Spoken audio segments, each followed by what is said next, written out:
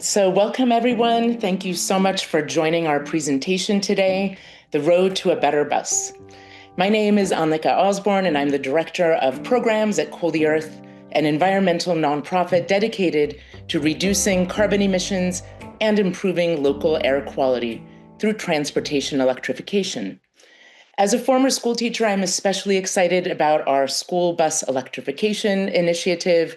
Clean electric buses mean cleaner air for students on their daily commute to school and a healthier school community overall. Here's our agenda for the day. We'll start off with team introductions. We'll talk a little bit about why we're focused on transportation electrification. We'll go into a little more detail about the Better Bus Project. Pittsburgh Unified School District's Matthew Belasco is here to talk about their school bus electrification journey and how they have been transitioning to electric. And finally, we'll have PG&E's EV advisory services. 𝐸 is going to be presenting more details about the services that PG&E is offering. And then we'll end with the Q&A. We'll be going over a lot of information today, but not to worry, we'll be sharing a PDF of this presentation and important links in our follow-up email. If any questions come up, feel free to ask them in the chat or raise your hand. We'll answer them throughout the presentation. And of course, we'll have time during the Q&A session as well. I'd like to briefly introduce today's presenters, Matthew Belasco, the Transportation Director for Pittsburgh Unified School District, and 𝐸 Kim from PG&E's EV Advisory Services. So some people may wonder why there's such a focus on transportation electrification, and there are several reasons. As you can see from this chart, transportation is the largest source of climate pollution in California, contributing to climate change impacts and poor air quality. So when we switch to electric, we eliminate harmful exhaust for some of our most vulnerable community members, our children. School districts will need to align with California's mandate. In 2035, all new public school buses must be zero emissions vehicles. And while there's an initial investment for electric school buses, over time, ESBs have lower fuel and maintenance costs. And as a bonus, electric buses can actually support the grid and even our schools during power outages. So we're partnering with PG&E on the Better Bus Project, and today we are highlighting PG&E's EV advisory services, which are designed to help school districts like yours electrify their school buses and fleets. EVAS provides no-cost, one-on-one advisory support, giving your district expert guidance from start to finish. So whether you're just beginning to explore electrification or are ready to move forward, EVAS can help you at any stage of the process. These services are available now through 2026, making now a great time to get started. So if you're ready to take the next step, PG&E's EV advisory services are here to guide you. So don't hesitate to reach out and get started. We'll be sharing the link where you would actually get started later in the presentation. Now I'd like to introduce Matthew Belasco, who will share his experiences electrifying the Pittsburgh Unified School District's school bus fleet. Good morning, everyone, and thanks so much for joining. We've been extremely fortunate here at Pittsburgh Unified School District to have been able to start our electrification journey very early on as the technology was continuing to emerge. But our district has a really bold and aggressive decarbonization plan that we've had in place for a number of years, as you'll see on a timeline that's coming up, of how we were going to really move the needle on reducing our carbon footprint as a public entity, and then the largest employer and organization within our community, taking the leadership role in that and in being able to help guide others within our community and also throughout the state on some of the things that we've done. So as you look through this, this kind of the considerations That's something that I would recommend that anyone on the call take a really in-depth look at. And look at your full fleet. What are the total list of vehicles that you have in your fleet? Not just your school buses and not just your white fleet, but looking at those together. What would be your ultimate goal? Are you looking to have 50% electrification? Are your timeline? What do your timelines look like? For both of those different groups of vehicles. And then, next, one of the things that I'll share with you as we move forward with our electrification journey, one of the missteps that we did in the beginning was I did not look in depth enough at the charging infrastructure needs at the beginning. So I had my two buses on the ground before I had a level 2 charger here. And so, for a large, for a bus that has a large battery bank, it would take, over 30 hours to charge that bus up on just a level 1 charger. So really examining your charger infrastructure needs, not just for today, but what you're looking at for the next, 1 to 3 years out. One of the most expensive parts of building that infrastructure is digging up the ground. So if you can plan out what your goals are over the next 1 to 3 years, PG&E can work with you, or your utility can work with you to identify what type of behind the meter improvements are going to happen. And then as your organization, you can look at what's going to be needed at the front of, on the front side of the meter, the customer facing stuff, and, plan ahead for that, doing some additional, planning for some additional growth, but also, not thinking, I got to do everything now for to get to our full goals of full electrification, because there's going to be additional funding and things like that as these projects move forward. And then also, as you look at your fleet, are you going to be expanding? Are you in a growth pattern? Are you shrinking? So, all of those things will play a key role in planning out what your full needs are going to be. Obviously, budget is going to be a huge part of it. Without the funds, nothing can happen. But funds do come and go. Grants come and go. Funding opportunities for schools will come and go. Sure. My recommendation would be, have your data together, have your plan in place, meet with your partners, not only in your school district, but also your partners in terms of the utility, in terms of your local cities and counties, so that everyone is on the same page and knows what your goals are going to be. So as you see that line, stay ready. Right now, we all know that the funding cycles have changed quite a bit as of recent years, but those funding cycles have changed. And so just, again, staying ready, have your data in place and your plan ready to go. So as opportunities come up, you're ready to jump on them very quickly. So next slide, please. As you can see here, we started our journey way back in 2017. So I say way back, that's only 8 years, but that was very early on in the EV proliferation of not just California, but really the larger nation.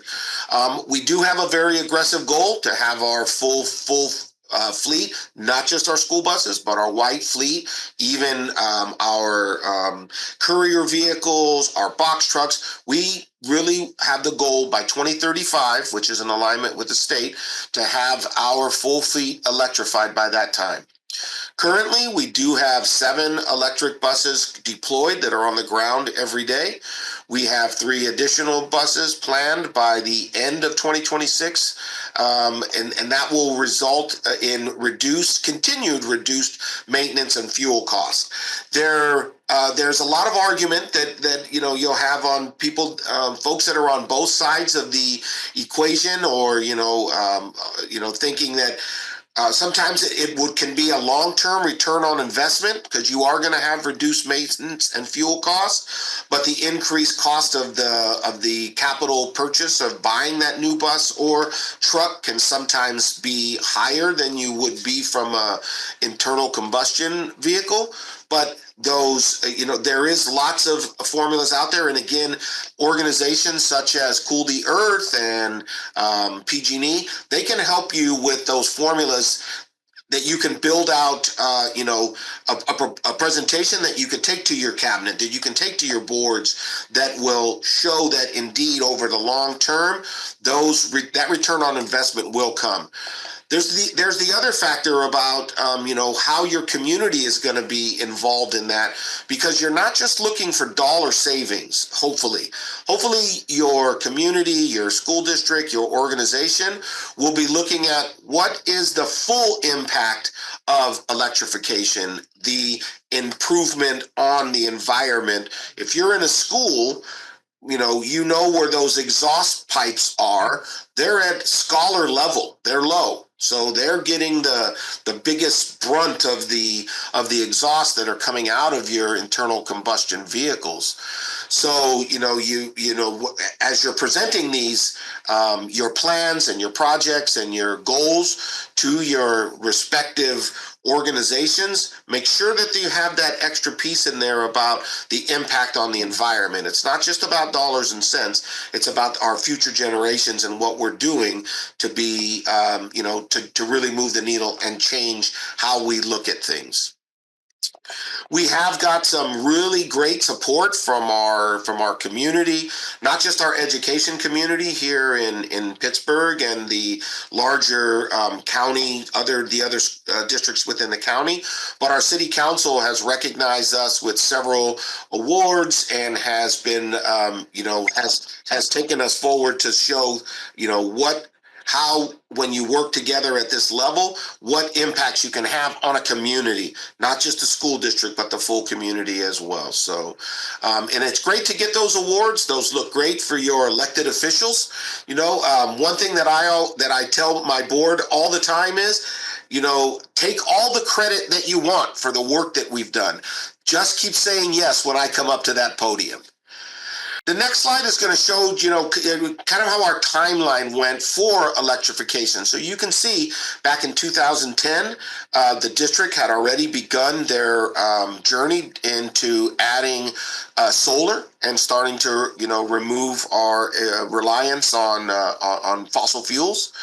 And so that worked very well. We have solar at 95% of our school sites. Really, the only location that we don't have a solar arrays and infrastructure is our district office, which we have plans to rebuild that, and we will add solar at that time. At least that's in our planning stage. So you fast forward, when I moved over to overseeing the maintenance operations and transportation department, I quickly realized that our fleet had really aged and was not only unreliable, but was really putting out some heavy, impact from carbon. I would see the buses pull out of the yard and these huge plumes of smoke come out of them. And, not knowing that much about school buses at the time, I came from a different industry, not knowing that much about it. I quickly realized that wasn't good. So put together a plan, and luckily got our board and our cabinet to buy in on that. And we purchased our first two electric school buses. They were the only buses at the time. The manufacturer was 𝐞𝐫𝐞. As many of you may or may not know, they're no longer doing business here in the U.S., but those were the only buses that were approved by California Highway Patrol to be on the road at that time. Since then, there's obviously been other OEMs who have come along board, but we purchased our first two electric buses 2017. As I mentioned earlier, I did not have a charger that was capable to fuel those, but luckily, having a strong relationship with our utility, PG&E, we were able to get in on a pilot program that was looking at fleet electrification, and they contributed a little over $2 million to our first project, where we installed 9 level 2 chargers here to support the buses and other vehicles that we're charging. 2019, we ordered our next group of Type D buses, and then following that, right before the pandemic, good timing on our part, we ordered 3 microbirds to augment our fleet.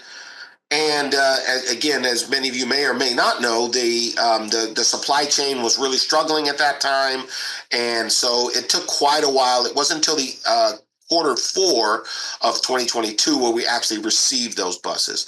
We were fortunate to get the other transit style buses in 2020, but we got the other orders in. So fast forward to where we are currently, we have 2 Type D transits on order. We're looking at our third smaller mid-sized bus, not a microbird, but a Type C conventional bus with a wheelchair lift on that. So we have the 2 ordered. We're doing our research on that third bus. And again, we've continued to get recognition. I just returned from the Green California Schools Summit, and we received an award for a vehicle-to-building, vehicle-to-grid project, where we're using those buses as energy sources should there be a climate or or a brownout or something. We'd be able to keep our facilities powered up utilizing those buses. So, kind of a project that's extremely forward thinking, and we're very proud of the fact that we received that recognition.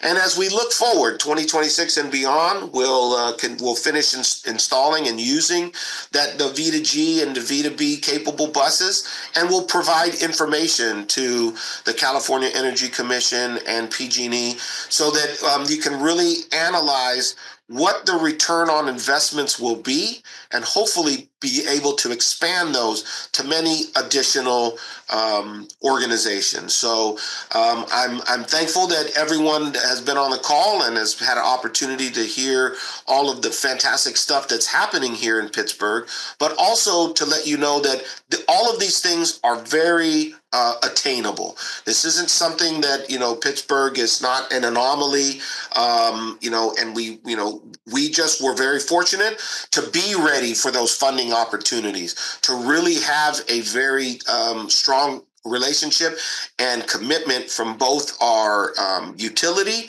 and our school board, knowing that we are working towards creating a better tomorrow for our scholars. So thank you so much, and I will look forward to questions at the end of the program here today. Thank you so much for sharing your experience at Pittsburgh Unified, Matthew. It's been wonderful following your experience over the last 6 or 7 years and collaborating with you. And I'm always so impressed with your forward-thinking programming at Pittsburgh Unified.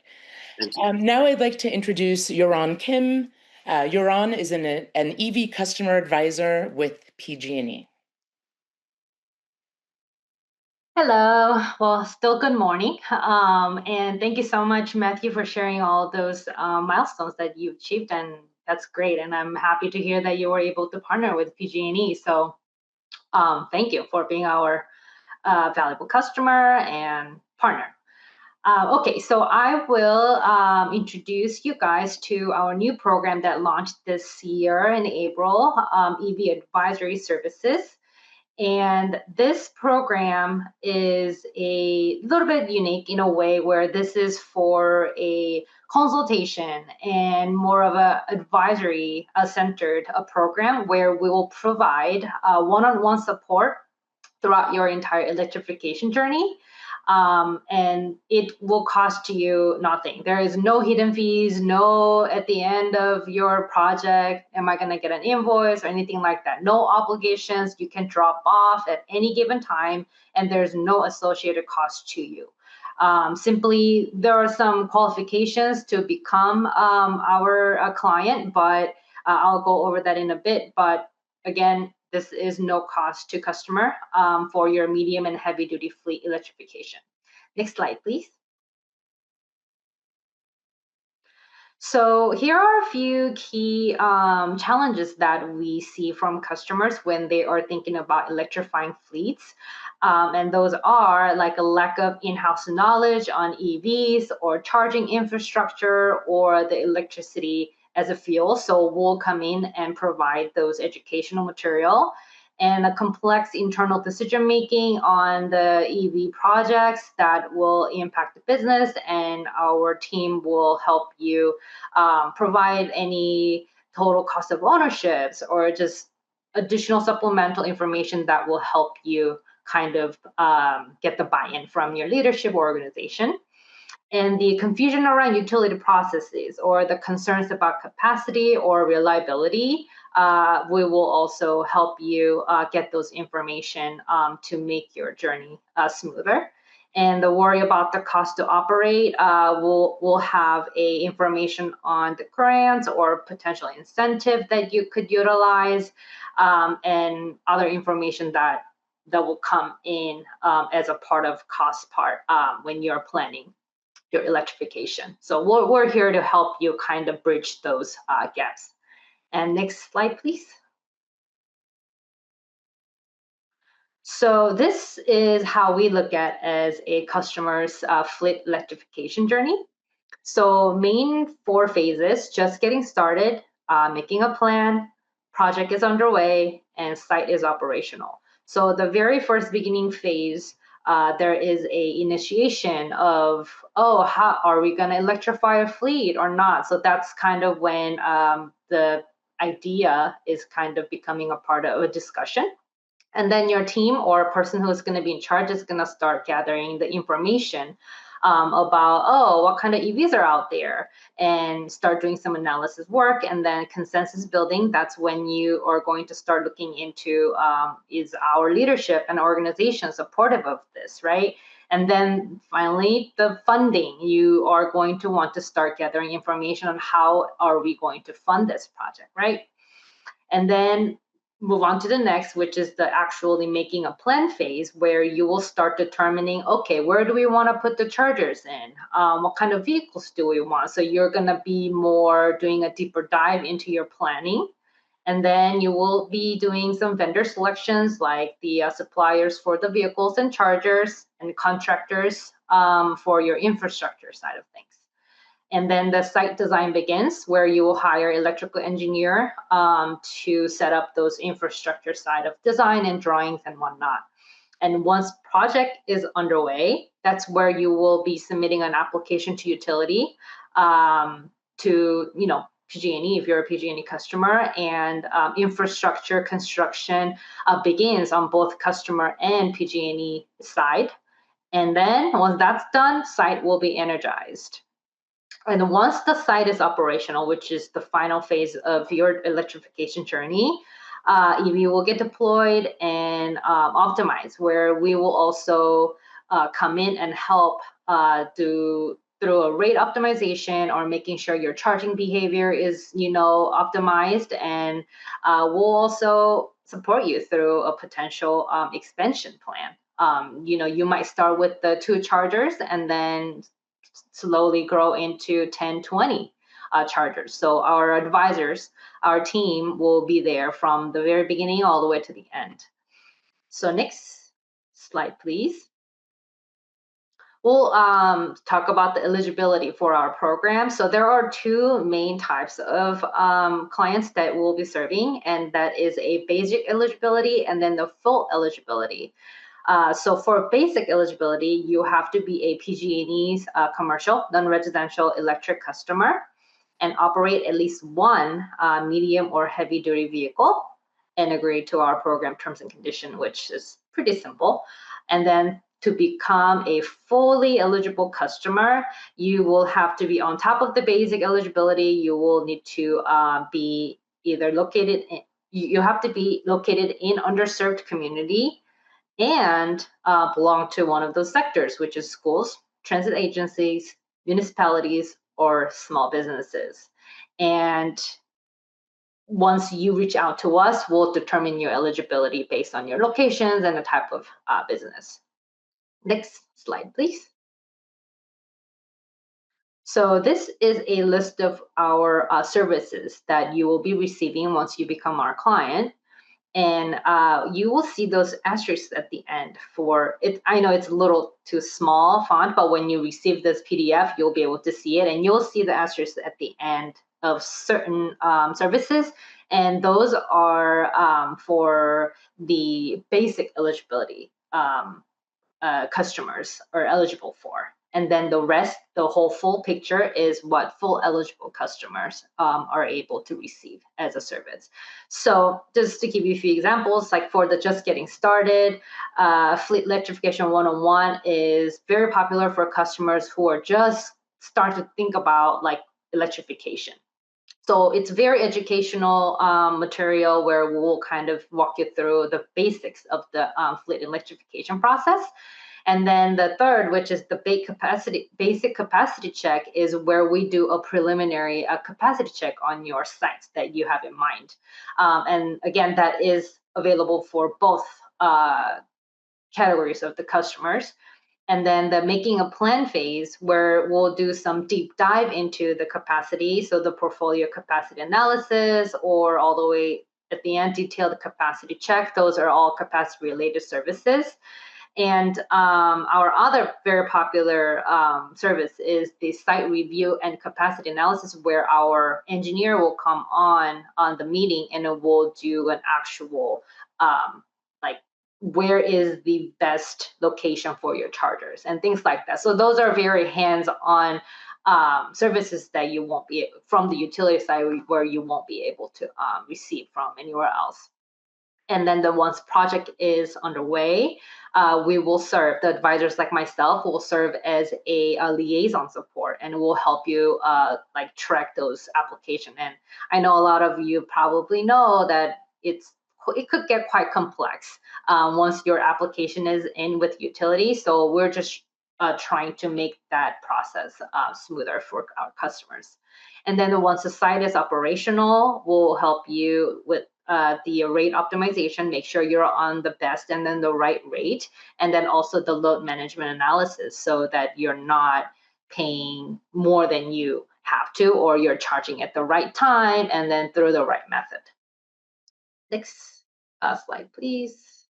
So that is pretty much what our program is about, and I hope that kind of answers some of the questions that you might have had. But now, if not, I'm here for the answers about the program. I don't know. This is also for Matthew too, right? For Matthew's. I'm also open if anyone wants to funnel any email. Just, if you can't think of something now, funnel some email questions, and then Annika and the team can always forward those on to the group so we can, best answer those just as questions come up. So here is the website that I just put into the chat. If there's another website that has a little more information about the program, and if you have any questions at all, you can email the EV Advisory Services Program at PG&E directly.